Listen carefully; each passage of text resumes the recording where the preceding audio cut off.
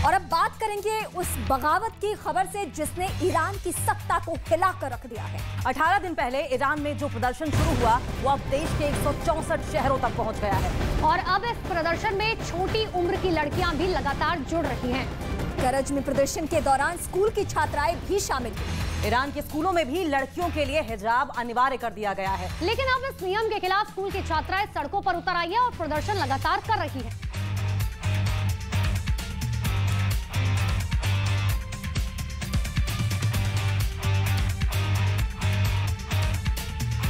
बगावत की एक चिंगारी ने ईरान में भड़की थी ऐसी, उसने अब पूरे ईरान को अपनी चपेट में ले लिया है। हिजाब के खिलाफ प्रदर्शन को रोकने के लिए ईरान की सिक्योरिटी फोर्स को खुली छूट मिल गई है। सड़कों पर वो खुलेआम गोलियां बरसा रहे, लेकिन प्रदर्शन कर रही महिलाओं में ना तो डर दिखाई दे रहा है, ना तो मौत का खौफ।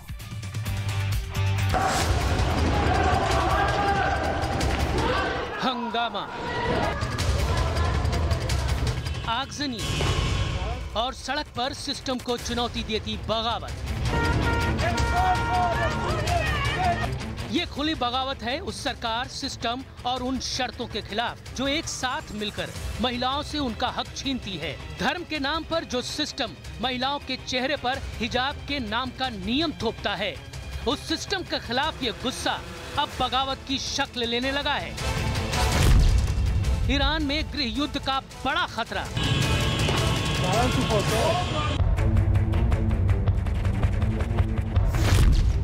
बगावत की आग में जल उठे 164 शहर।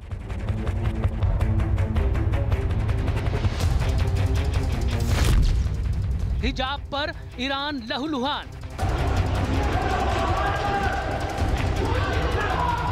ये ईरान की राजधानी तेहरान की तस्वीरें हैं, जहां शरीफ यूनिवर्सिटी के स्टूडेंट्स आगे आगे भाग रहे हैं और दावा है कि उनके ऊपर सिक्योरिटी फोर्स के जवान पीछे से गोलियां बरसा रहे हैं। इस गोलीबारी में कुछ छात्रों के मारे जाने का दावा किया जा रहा है।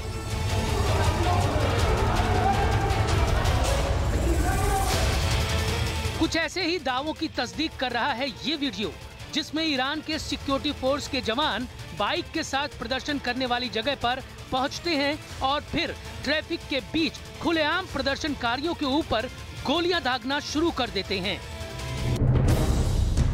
इन तस्वीरों में सड़क पर एक बड़ा डस्टबिन नजर आ रहा है। दावा किया जा रहा है कि इसी डस्टबिन में आग लगाकर प्रदर्शनकारियों ने सड़क जैम करने की कोशिश की थी। इसी के बाद सिक्योरिटी फोर्स के जवान मौके पर पहुंचे और अंधाधुंध गोलियां दागने लगे। अब जरा इस वीडियो को देखिए। डस्टबिन आग की लपटों में घिरा है और उस पर चढ़कर एक प्रदर्शनकारी महिला हिजाब के खिलाफ प्रदर्शन कर रही है।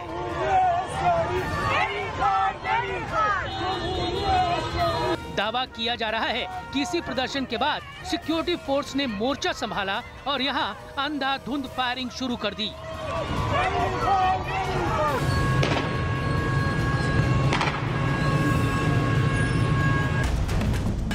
ईरान में हिजाब के खिलाफ जारी प्रदर्शन का दायरा 164 शहरों तक पहुंच गया है। इस आंदोलन की शुरुआत महसा अमीनी की हत्या के बाद हुई। 17 सितंबर को महसा अमीनी की मौत की खबर आई थी और इसके बाद से शुरू हुए आंदोलन में अब तक 90 से ज्यादा लोगों की मौत हो चुकी है। आंदोलन के दौरान मारे गए लोगों में ज्यादातर वो लोग हैं जो ईरान में हिजाब के खिलाफ अपनी आवाज बुलंद कर रहे हैं, लेकिन पुलिस की फायरिंग ना तो प्रदर्शनकारी महिलाओं के दिलों में खौफ भर पा रही है और ना ही सिक्योरिटी फोर्सेस की कार्रवाई का प्रदर्शनकारियों के खिलाफ असर हो रहा है। देखिए, बेखौफ महिलाएं शहर के फुटओवर ब्रिज पर चढ़कर हिजाब के खिलाफ अपना नारा बुलंद कर रही हैं। इन्हें ना तो पुलिस की गोलियों का डर है और ना ही गिरफ्तारी का।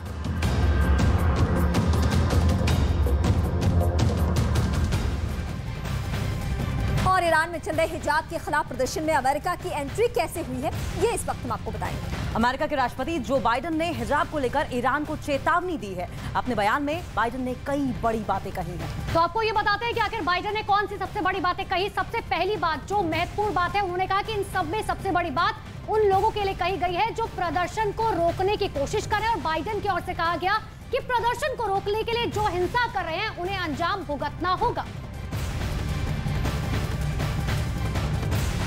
तो देखिए ये बड़ी बातें कही गई हैं और ये दूसरा पॉइंट आपको बताते हैं, प्रदर्शनकारियों के खिलाफ हिंसा के दोषियों पर पाबंदी लगाएंगे, ये बड़ी बात कही है। साथ साथ कहा है कि बाइडेन ने अपने संबोधन में ये कहा कि वो ईरानी लोगों के प्रदर्शन के अधिकारों का समर्थन करते रहेंगे। तो हिंसा करने वाले दोषियों को इसका अंजाम भुगतना होगा, ये तो उन्होंने कहा ही है। साथ साथ ये भी कहा है कि प्रदर्शनकारियों के खिलाफ हिंसा के दोषियों पर पाबंदी भी लगाएंगे। और जो बाइडेन की जो चेतावनी है, वो चेतावनी की बड़ी बात है। इस वक्त हम आपको बता रहे हैं, ईरानी लोगों के प्रदर्शन के अधिकारों का समर्थन हम करते रहेंगे। तो अमेरिका का दखल आपने हर उस जगह देखा जहां पे दो देशों के बीच में विवाद है। बिल्कुल, चौथी बड़ी बात कही गई कि ईरान की सरकार ने दशकों से लोगों को मौलिक आजादी नहीं दी है और जो बहुत महत्वपूर्ण है, सबको अधिकार है कि उनको मौलिक अधिकार मिल सके। और मौलिक अधिकार के साथ साथ एक पांचवी बड़ी बात जो है वो ये कही गई है बाइडेन की ओर से कि बल और हिंसा के जरिए नई पीढ़ियों की आकांक्षाओं को दबाया गया है। ये बहुत इंपॉर्टेंट स्टेटमेंट जो बाइडेन की ओर से दिया गया। और हिजाब की आड़ में जो वहां पे माहौल खराब करने की कोशिश की गई है, उससे जुड़ी बड़ी बातें तो हम बता रहे हैं। ईरान की महिलाएं अपनी बहादुरी से दुनिया को प्रेरित करती रहेंगी, यानी जो ईरान की महिलाओं का वहां पे प्रदर्शन है उसको सपोर्ट किया है जो बाइडेन। देखिए किस तरीके से हौसला अफजाई की कोशिश भी की गई है जो बाइडेन की ओर से, और हर दिन के साथ ईरान में हिजाब के खिलाफ कैसे प्रदर्शन तेज होता जा रहा है उसकी तस्वीर भी आपको दिखाते हैं। दरअसल ये ईरान के करट शहर की आपको तस्वीर अब दिखाने जा रहे हैं, जहां पर स्कूल की छोटी छोटी बच्चियां भी अब हिजाब के खिलाफ प्रदर्शन में शामिल हो चुकी हैं। ईरान के स्कूलों में भी हिजाब को लेकर जो माहौल वहां पे बना है, कड़े नियम लागू कर दिए गए हैं, लेकिन अब स्कूल की छात्राएं इसका विरोध कर रही हैं और हिजाब निकालकर सड़कों पर प्रदर्शन कर रही हैं। 3 तस्वीरें आपकी टीवी स्क्रीन पर आप देख सकते हैं किस तरीके से छात्राओं ने ये हिजाब उतारकर प्रदर्शन किया है। स्कूल तक पहुंच गया है अब ये प्रदर्शन, सड़कों पर भी छात्राएं उतरी हैं और बिना हिजाब के ही दिखाई दे रही हैं। बिना हिजाब के गाना गाती हुई तस्वीरें भी इस बात की तस्दीक करती हैं। ये तीनों जो विंडो में आप फुटेज देख पा रहे हैं, ये तस्दीक करती हैं किस तरीके से गुस्सा अब हिजाब को लेकर चरम पर है। और इसी बीच एक बड़ी खबर आपको बता दें, जहां पर उत्तराखंड के उत्तरकाशी में बर्फीले तूफान में 29 पर्वतारोही के फंसे होने की जानकारी निकलकर सामने आ रही है। 8 लोगों को बचाया जा चुका है। रेस्क्यू टीमें लगातार अलर्ट है। ऑपरेशन के लिए भारतीय वायुसेना ने 2 हेलीकॉप्टर उतार दिए हैं। आपको बता दें उत्तरकाशी में 29 पर्वतारोही फंसे थे, जिनमें से 8 लोगों का रेस्क्यू कर दिया गया है। 2 चीता हेलीकॉप्टर्स को लगाया गया है इंडियन एयरफोर्स की ओर से, और खुद रक्षा मंत्री राजनाथ सिंह इस पर नजर बनाए हुए हैं। उनकी ओर से ट्वीट भी किया गया था। साफ तौर पर देखिए किस तरीके से इन चीता हेलीकॉप्टर्स को लगाया गया है और साथ साथ जो और चॉपर्स हैं उन्हें भी स्टैंड बाय मोड में रख दिया गया है कि अगर जरूरत पड़ी तो उन चॉपर्स को भी भेजा जा सकता है। लेकिन बड़ी अपडेट इस वक्त की, 8 पर्वतारोहियों को जो कि एवलांच में बर्फीले तूफान में फंस गए थे, उन्हें रेस्क्यू कर लिया गया है। 21 को बचाने की जद्दोजहद अब भी की जा रही है। प्रियंका इस वक्त हमारी सहयोगी हमारे साथ जुड़ चुके हैं। प्रियंका, 8 के बारे में ऐसी खबर मिल रही है कि 8 पर्वतारोही रेस्क्यू हो चुके हैं, लेकिन और कितने ऐसे हैं जो कि फंसे हुए हैं? देखिए, अभी तक जो इन्फॉर्मेशन आई है उसमें बताया गया है कि 29 लोग से कुल जो हिम तूफान यहाँ पर आया था, हिमस्खलन हुआ था, उसमें फंसे हुए थे और ऐसे में 8 को रेस्क्यू कर लिया गया है। बाकियों के लिए भी कोशिशें की जा रही है। देखिए, सबसे बड़ी मुश्किल ऐसे इलाकों में ये होती है कि मोबाइल नेटवर्क कहीं होता नहीं है और ऐसे में एक संपर्क साधने की कोशिश जो है वो रेस्क्यू टीम लगातार कर रही है। सैटेलाइट फोन ही ऐसे इलाकों में माध्यम होते हैं जिनके साथ संपर्क साधा जा सके, जो कि बेस कैंप में लगे होते हैं। ऐसे में फिलहाल सबसे बड़ी मुश्किल तमाम जो रेस्क्यू ऑपरेशन के लोग हैं उनके लिए यही है कि किस तरीके से संपर्क साधें, कैसे वो आइडेंटिफाई करें कि किनको मदद की जरूरत है, वो कहां पर इस वक्त फंसे हुए हैं। तो जिन जिनसे संपर्क होता जा रहा है उनका रेस्क्यू होता जा रहा है। अभी 21 और लोग हैं जिनका रेस्क्यू ऑपरेशन होना बाकी है, जिनको रेस्क्यू करना अभी बाकी है। किसी तरीके की कैजुअलिटी की अभी तक किसी से कहीं से कोई कॉन्फर्मेशन नहीं आई है, लेकिन फिलहाल रेस्क्यू ऑपरेशन चल रहा है। 2 चीता हेलीकॉप्टर इंडियन एयरफोर्स के रेस्क्यू ऑपरेशन में लगे हुए हैं। जी बिल्कुल प्रियंका, फिर लौट रहे आपके पास, लेकिन बड़ी जानकारी इस वक्त की आपको दे दें कि उत्तराखंड में रेस्क्यू ऑपरेशन लगातार जारी है। जो जानकारी अब तक प्रियंका दे रही है कि 8 लोगों को बचाया जा चुका है। 29 लोग शुरुआत में फंसे हुए थे, लेकिन अभी भी 21 लोग वहां पर फंसे हुए हैं। वायुसेना के 2 हेलीकॉप्टर्स पहुंच चुके हैं। प्रियंका लगातार बनी हुई। प्रियंका, और कितना समय लग सकता है, क्योंकि लगातार वहां पर लोग जो है वेट कर रहे हैं, बर्फीले तूफान में फंसे हुए हैं? प्रियंका से संपर्क नहीं हो पा रहा है। एक बार फिर से उनसे बातचीत करने की कोशिश करेंगे, लेकिन देखिए 2 तस्वीरें आपको दिखा रहे हैं जहां पर किस तरीके से जिंदगी को बचाने की कोशिशें लगातार जारी हैं, क्योंकि ऐसे में जो मुश्किलें हैं वो बहुत ज्यादा बढ़ जाती है जब ये हेलीकॉप्टर्स वहां पर पहुंचे, भारतीय वायुसेना के लोग वहां पर पहुंचे, क्योंकि पर्वत में जाहिर सी बात है कि मुश्किलें बहुत ज्यादा बढ़ जाती हैं ऐसे में रेस्क्यू करने में। तो किस तरीके से उत्तरकाशी की तस्वीरें आपकी टीवी स्क्रीन पर हम दिखा रहे हैं, चॉपर की तस्वीरें हैं और 2 चीता हेलीकॉप्टर्स को लगाया गया है। और जिस तरीके से रेस्क्यू ऑपरेशन में दिक्कतों की बात कर रही थी अनुपमा, ऐसे में नेटवर्क की सबसे ज़्यादा समस्या होती है और मौसम की खराबी की वजह से कई बार हेलीकॉप्टर्स और चॉपर्स का वहां पर उड़ान भरना भी मुश्किल होता है। और ऐसे में क्योंकि एवलांच है तो देखिए दिक्कतें कितनी ज़्यादा होंगी, ये समझने वाली बात होगी रीमा। और परेशानियां बाकी बहुत ज़्यादा है, लेकिन हमारी सेना बहुत ताकतवर है, सक्षम है और उसकी कोशिशों का ही नतीजा है कि 8 रेस्क्यू किए जा चुके हैं और भी जो पर्वतारोही फंसे हुए हैं, युद्ध स्तर पे ये तैयारियां चल रही है। और जो ये मूवमेंट आप हेलीकॉप्टर्स के देख रहे हैं, उस मूवमेंट से आप उम्मीद के साथ रहिए कि जल्द से जल्द हमारे और जो बचे हुए पर्वतारोही हैं उन्हें रेस्क्यू कर लिया जाएगा। तो देखिए ऐसे में परेशानियां भी जो है बहुत ज्यादा है, लेकिन भारतीय वायुसेना जो अपनी कोशिशें लगातार कर रहे हैं कि सभी लोगों को सुरक्षित निकाला जा सके।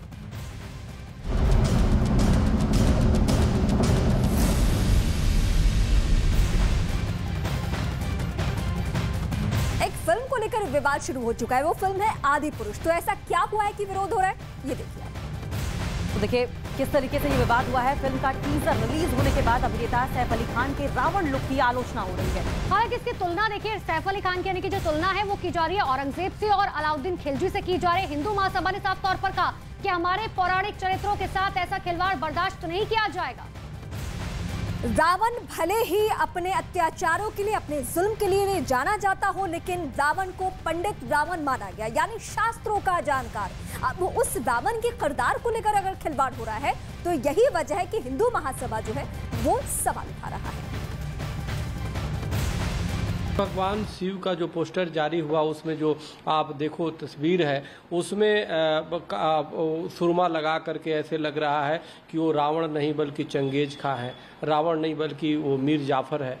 जो रावण अजीब स्थिति वहाँ पे जैसे लग रहा है कि जो है वो अलाउद्दीन खिजली है, मीर बाकी है, औरंगजेब की तरह बना दिया तुमने। यानी कि रावण का आपने इस्लामीकरण कर दिया, रावण का मतलब आप इस्लामिक आतंकी के रूप में दिखा रहे हो, तो ये ठीक बात नहीं है। और वहीं मध्य प्रदेश के गृह मंत्री नरोत्तम मिश्रा ने फिल्म आदि पुरुष विवाद पर क्या कुछ कहा है, आइए आपको ये भी सुनाते हैं। हमारी आस्था के जो केंद्र बिंदु हैं उनको जिस रूप में दिखाया गया है वो अच्छा नहीं है।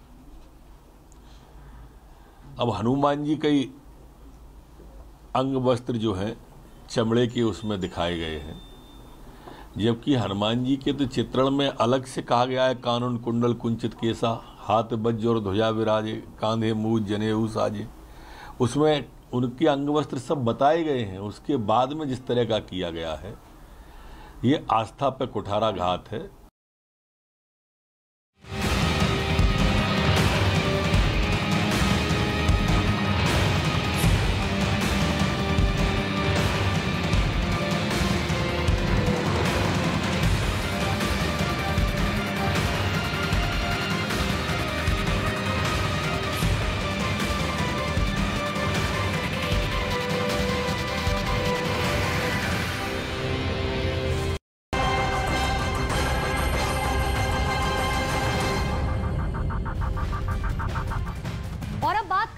खबर की जिसकी बात आज पूरा देश कर रहा है। जम्मू कश्मीर में एक बड़े अफसर की हत्या से हड़कंप मचा हुआ है। डीजी जेल हेमंत कुमार लोहिया की कल हत्या कर दी गई थी और इसको लेकर बहुत सारे सवाल। और जम्मू के डीजी की हत्या का आरोपी गिरफ्तार कर लिया गया है। गिरफ्तार आरोपी यासिर से पुलिस की पूछताछ जारी है। भारत पाकिस्तान अंतर्राष्ट्रीय सीमा से सटे हुए अखनूर के कानाचक सेक्टर में यासिर खेतों में छिपा हुआ था और उसे पुलिस की टीम ने कड़ी मशक्कत के बाद आखिरकार गिरफ्तार कर लिया। बहुत सारे सवाल उठ रहे हैं और सबसे बड़ी बात यह है कि नौकर यासिर जिसकी तरफ शक की सुई वो उसकी गिरफ्तारी हो चुकी है। पर्दा तो तब उठेगा रहस्य से कि आखिर इसके पीछे क्या वजह है जब उससे सवालों का एक लंबा सिलसिला आगे बढ़ाया जाएगा। और हत्या के बाद आखिर क्या वजह थी कि यासिर फरार चल रहा था और जिस तरीके से डायरी एक बरामद की गई है उसमें क्या कुछ ऐसे फैक्ट्स निकलकर सामने आते हैं जो कि इस हत्या की गुत्थी को सुलझाने में मदद करेंगे, ये भी देखने वाली बात है। ये बहुत अनफॉर्चुनेट वाक़ा है कि घर में ट्रस्टेड आदमी जो आप बतौर कुक जिसको या बतौर डोमेस्टिक हेल्प इस्तेमाल करते हैं वो इस तरह की बात करे। कुछ रेलेवेंट क्ल्यूज़ ऐसे मिले हैं जिससे लगता है कि उसका स्टेट ऑफ माइंड जो थोड़ा सा काफ़ी डिफरेंट था और पुरानी उनकी हिस्ट्री में भी थोड़ा पता चल रहा है कि काफ़ी एग्रेसिव नेचर का वो आदमी था। अब ये जो वाक़ा हुआ है इसकी बाकी तहकीकात कर रहे हैं और उसके फ़ोटो जो हैं अलेज्ड मर्डरर के वो मीडिया में जारी कर दिए गए हैं। इसकी बाकी डिटेल जो हो तफ्तीश के साथ पता चलेगा। डीजी जेल हेमंत कुमार लोहिया की हत्या से जुड़ी इस वक्त एक और बड़ी खबर। इसी बीच पुलिस को आरोपी नौकर यासिर की डायरी भी मिली है, उसकी गिरफ्तारी से पहले ही, जिसे पुलिस ने जब्त कर लिया है। आपको ये भी बता दें, और इस डायरी में यासिर ने कई जगह परेशान होने का भी जिक्र किया है। परेशानी के साथ साथ इस डायरी में कई बार मौत का जिक्र किया गया। इससे पहले दावा भी ये किया जा रहा था कि आरोपी यासिर की मानसिक स्थिति जो है वो ठीक नहीं है। लेकिन क्या वाकई यही वजह है कि मानसिक स्थिति ठीक नहीं होने की वजह से उसने हत्या कर दी? ये अभी जांच का विषय है और जांच के दायरे में ये बातें आ भी चुकी हैं।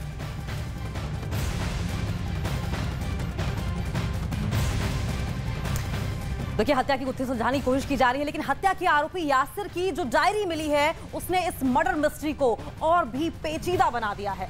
यासिर ने अपनी डायरी में कई ऐसी बातें लिखी हैं जो बेहद चौंकाने वाली है। आपको बताते हैं कि क्या कुछ लिखा गया।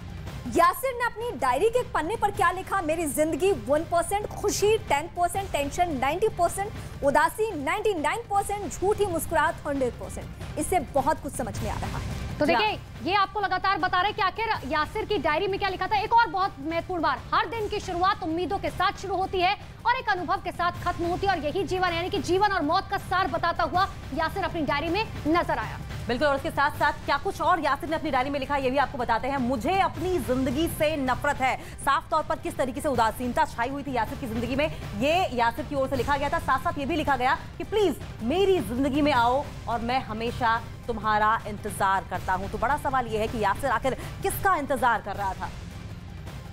तो देखिए, किस तरीके से एक और जो पॉइंट इस डायरी में मेंशन किया गया है वो ये कि मैं दुखी हूं। साफ साफ यासिर इस बात को कबूल रहा है, क्योंकि मेरा बुरा दिन, साथ साथ क्वेश्चन मार्क, हफ्ता क्वेश्चन मार्क, महीना हफ्ता क्वेश्चन मार्क, साल जिंदगी। तो एक तरीके से अपनी पूरी जिंदगी को ही मनहूस मानता हुआ यासिर इस डायरी में दिखाई दे रहा है। मैं अपनी जिंदगी दोबारा शुरू करना चाहता हूं, क्योंकि उसने जो शुरुआती वक्त में एक लाइन लिखी थी उसमें यह कहा था कि डियर डेथ, जल्दी मेरे जीवन में आओ। और उसका सार ये है कि मैं अपनी जिंदगी दोबारा शुरू करना चाहता हूँ, यानी मौत, और मौत के बाद फिर से जिंदगी। तो आप ऐसे में समझने की कोशिश कीजिए कि शायद मानसिक स्थिति ठीक नहीं थी, जो लगातार पुलिस कह रही है। वो कह रहे हैं कि मैं जैसी जिंदगी जी रहा हूँ मुझे उससे कोई दिक्कत नहीं। एक तरफ ये भी कह रहे हैं कि डियर डेथ जल्दी आओ, दूसरी तरफ ये कह रहे हैं कि जैसी जिंदगी है मुझे उस जिंदगी से कोई खुशी नहीं मिल रही। रीमा, बिल्कुल, जम्मू कश्मीर के डीजी जेल हेमंत कुमार की हत्या की गुत्थी सुलझी नहीं है अभी। उनकी हत्या में फरार चल रहे आरोपी यासिर को पुलिस ने गिरफ्तार कर लिया है। ये बड़ी अपडेट आ रही है। ये वही शख्स है जो हेमंत कुमार लोहिया के साथ हमेशा रहता था। गिरफ्तारी के बाद लगातार यासिर से पूछताछ जारी है। तो वहीं पुलिस को यासिर की एक डायरी मिली, जिसके बारे में हमने आपको जानकारी भी दी। पुलिस को उम्मीद है कि ये डायरी मर्डर से जुड़े हुए कई राज खोलेगी।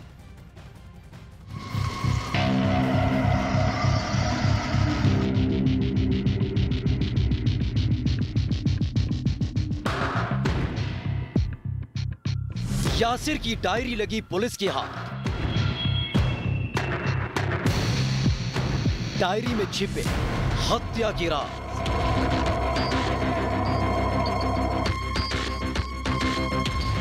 डीजी जेल के मर्डर का लाल diary connection. DG jail Hemant Kumar Lohia की हत्या के बाद पुलिस ने तफ्तीश शुरू की, तो धीरे धीरे परत खोलने शुरू हो गए। इस बीच पुलिस के हाथ एक डायरी लगी, और जब उस डायरी के पन्ने पलटने शुरू हुए तो होश उड़ गए। डायरी ने खोल दी नफरत वाली साजिश।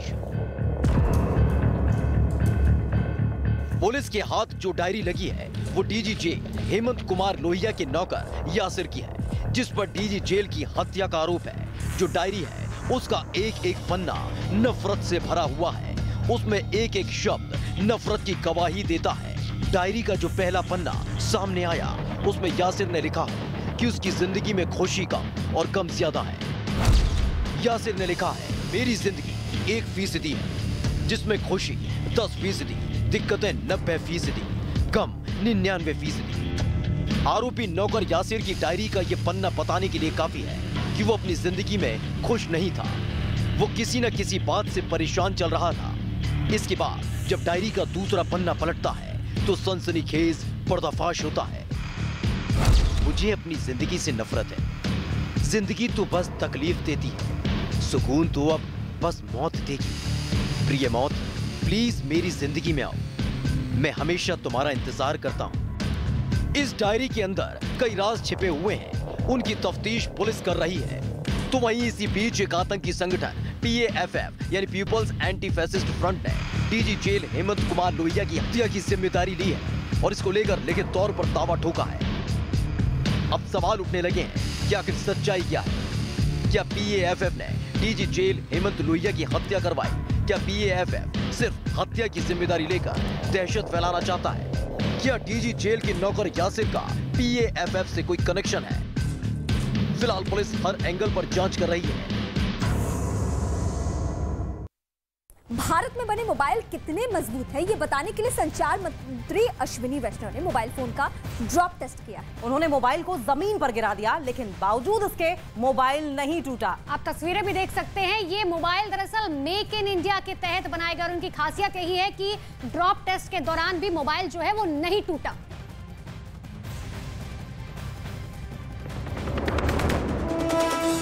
जम्मू कश्मीर के गुर्जर, बकरवाल और पहाड़ी समुदाय को बड़ा तोहफा। राजौरी की रैली में गृह मंत्री अमित शाह का ऐलान, कहा जल्द मिलेगा आरक्षण का लाभ।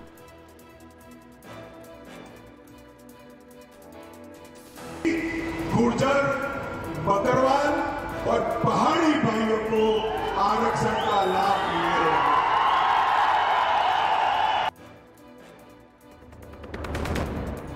दिल्ली सरकार के खिलाफ बिजली सब्सिडी मामले में जांच के आदेश। उपराज्यपाल ने मुख्य सचिव से BSES सब्सिडी मामले में 1 हफ्ते में मांगी रिपोर्ट। उत्तराखंड में बर्फीले तूफान में फंसे पर्वतारोहियों को बचाने के लिए रेस्क्यू ऑपरेशन। इंडियन एयरफोर्स के 2 हेलीकॉप्टर भी रवाना। 8 पर्वतारोही निकाले गए, 21 अब भी फंसे। आज तक को पछाड़ न्यूज़ 18 इंडिया बना भारत का नंबर 1 न्यूज चैनल। देखते रहिए न्यूज़ 18 इंडिया। झारखंड के गिरिडीह में मां दुर्गा पर आपत्तिजनक टिप्पणी से गांव वालों में आक्रोश। पुलिस ने 2 लड़कों को गिरफ्तार किया। यूपी के मैनपुरी में 2 पक्षों में जमकर चली लाठियां और लात घूसों की बरसात हुई। मारपीट का वीडियो वायरल। पुलिस CCTV की मदद से घटना की जांच कर रही है।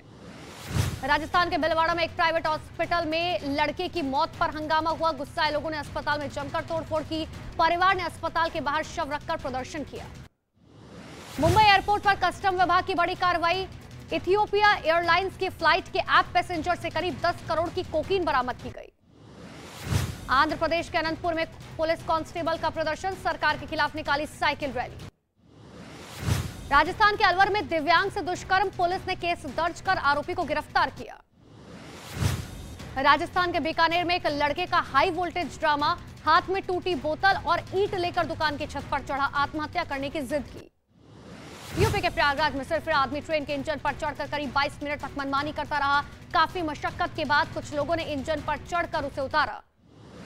पुणे के चांदनी चौक में ब्रिज गिराने के बाद चट्टानों को हटाने के लिए 2 और ब्लास्ट किए गए। चट्टानों की वजह से पुणे बैंगलोर हाईवे पर लग रहा था जैम। यूपी के हरदोई में सड़क हादसे में एक बैंक कर्मी की मौत हो गई। टायर फटने से डिवाइडर से टकराया तेज रफ्तार कार। घटना का CCTV फुटेज भी आया सामने। महाराष्ट्र के चंद्रपुर में 3 मंजिला एक इमारत भरभरा कर गिर पड़ी। इस हादसे की चपेट में आने से 2 महिलाएं घायल हो गई। यूपी के टावा में एक बड़ा हादसा हो गया। मिट्टी का टीला ढहने से 4 बच्चे दब गए, जिनमें 3 बच्चों की मौत हो गई। यूपी के लखनऊ में एक घर में खाना बनाते समय सिलेंडर फट गया। हादसे में एक व्यक्ति की मौत हो गई, जबकि कई लोग इसमें घायल हो गए। इटावा में रामलीला पंडाल में अचानक भीषण आग लग गई। आग से रामलीला परिसर में अफरा तफरी मच गई। बिजली के शॉर्ट सर्किट से लगी आग। यूपी के मिर्जापुर में दुर्गा पूजा पंडाल के बाहर लगे मिसाइल के मॉडल में लगी आग। पंडाल में मची अफरा तफरी, कड़ी मशक्कत कर आग पर काबू पाया गया। महाराष्ट्र के कल्याण में एक बहुमंजिला इमारत में आग से हड़कंप मच गया। 3री मंजिल पर रहने वाले लोगों ने साड़ी के सहारे 2री मंजिल पर पहुंचकर अपनी जान बचाई। राजस्थान के उदयपुर में 10 फीट के मगरमच्छ की दहशत। वन विभाग ने किया रेस्क्यू, वापस पानी में छोड़ा। मुलायम सिंह यादव की सेहत में सुधार। गुरुग्राम के मेदांता अस्पताल में ICU में भर्ती हैं। अखिलेश समेत परिवार के कई सदस्य अस्पताल में मौजूद। नवरात्रि के आखिरी दिन आज देश भर में महानवमी की धूम। मंदिरों में श्रद्धालुओं की भारी भीड़। मां दुर्गा का लिया आशीर्वाद। महानवमी पर गोरखपुर के गोरक्षपीठ में CM योगी आदित्यनाथ ने किया कन्या पूजन। श्रद्धालुओं को खिलाया खाना। विजयदशमी की शोभा यात्रा भी निकालेंगे। CM योगी आदित्यनाथ ने नवरात्र पर सबको दी शुभकामनाएं। बोले मातृ शक्ति के सम्मान से जुड़ा महत्वपूर्ण पर्व त्योहार के जरिए लोग मातृशक्ति को सम्मान देते हैं। मुंबई के नजदीक ठाणे में लोकल ट्रेन में एक दिन पहले मनाया गया दशहरा। ट्रेन को गुब्बारे और फूलों की मालाओं से सजाया गया। महिला यात्रियों ने प्लेटफॉर्म पर किया गरबा। गुजरात के सूरत में महाअष्टमी पर हजारों लोग महाआरती में शामिल हुए। उमिया धाम मंदिर में आरती के दियों से पूरा मंदिर परिसर जगमगा उठा। दुबई में आज होगा हिंदू मंदिर का भव्य उद्घाटन। यूएई और भारतीय राजदूत समेत कई अधिकारी होंगे शामिल। उत्तराखंड के धारचूला में बदला मौसम का मिजाज। चीन सीमा से लगे दारमा घाटी में बर्फबारी हुई। मस्ती करते नजर आए सैलानी। देश में पिछले 24 घंटे में कोरोना के 1968 नए मामले आए सामने। देश में कोविड के 34,000 से अधिक एक्टिव केस। आतंकवाद के मुद्दे पर पाकिस्तान हुआ बेनकाब। कश्मीरियों ने सीमा पार आतंकवाद के मुद्दे पर यूएनएचआरसी में अपनी आपबीती सुनाकर पाकिस्तान की पोल खोली। परमाणु हमले की धमकी के बाद यूक्रेन युद्ध पर और सख्त हुए पुतिन के तेवर। रूस की न्यूक्लियर फोर्स ट्रेन के जरिए यूक्रेन की सीमा की तरफ रवाना होने का दावा। रूसी रक्षा मंत्रालय का बड़ा दावा। रूसी सेना ने यूक्रेनी कब्जे वाले कई क्षेत्रों को तबाह किया। सैन्य वाहनों को नुकसान पहुंचाया। ईरान में हिजाब के खिलाफ बढ़ते विरोध प्रदर्शन के बीच खुलेआम फायरिंग। सिक्योरिटी फोर्सेस के जवान ने लोगों को डराने की कोशिश की। अब तक 92 से ज्यादा लोगों की मौत हो चुकी है। ईरान की राजधानी तेहरान में महिलाओं का प्रदर्शन जारी। महिलाओं ने कहा, हम अब इस्लामिक गणतंत्र और नहीं चाहते। फ्लोरिडा के ऑरलैंडो में तूफान से तबाही। बढ़ते जलस्तर के बीच फंसी एक महिला रेस्क्यू टीम ने सुरक्षित बाहर निकाला। और T20 वर्ल्ड कप 2022 से पहले टीम इंडिया को बड़ा झटका। तेज गेंदबाज जसप्रीत बुमराह टूर्नामेंट से बाहर। बीसीसीआई ने पीठ की चोट का दिया हवाला।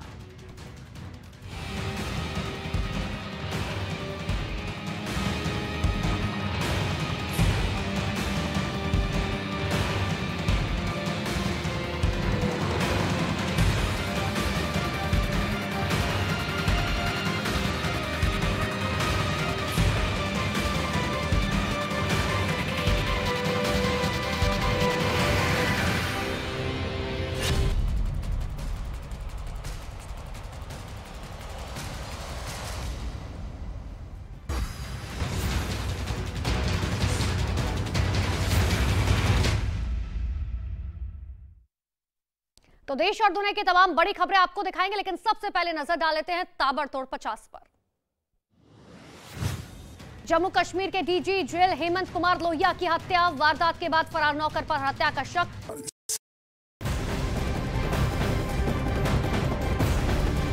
से आ रही है, जहां अतिक्रमण के खिलाफ सरकार अभियान चला रही है। अतिक्रमण के खिलाफ अभियान से माफिया सदमे में है। फिलहाल ये तस्वीरें आपकी टीवी स्क्रीन पर आप देख पा रहे हैं किस तरीके से गुजरात के पोरबंदर की हैं, जहां अतिक्रमण हटाने गए सरकारी कर्मचारियों को भीड़ ने घेर लिया। पोरबंदर के मेमनवाड़ा इलाके में लोग सड़कों पर आ गए। इलाके के लोग और पुलिस आमने सामने आ गए और उसके बाद देखिए किस तरीके की तस्वीर निकलकर सामने आई है कि लोग इस तरह उग्र हो गए कि वहां पर आंसू गैस के गोले तक दागने पड़े। फिलहाल ये तस्वीरें आपको टीवी स्क्रीन पर दिखाई दे रही होंगी, पोरबंदर की हैं, जहां पर अतिक्रमण हटाने के गए सरकारी कर्मचारियों को भीड़ की ओर से घेर लिया गया। न सिर्फ घेरा गया बल्कि दौड़ाया गया। पोरबंदर के मेमनवाड़ा इलाके में लोग सड़कों पर आ गए हैं। इलाके के लोग और पुलिस आमने सामने दिखाई दे रहे हैं। अतिक्रमण के खिलाफ ये मेगा अभियान चलाया जा रहा है।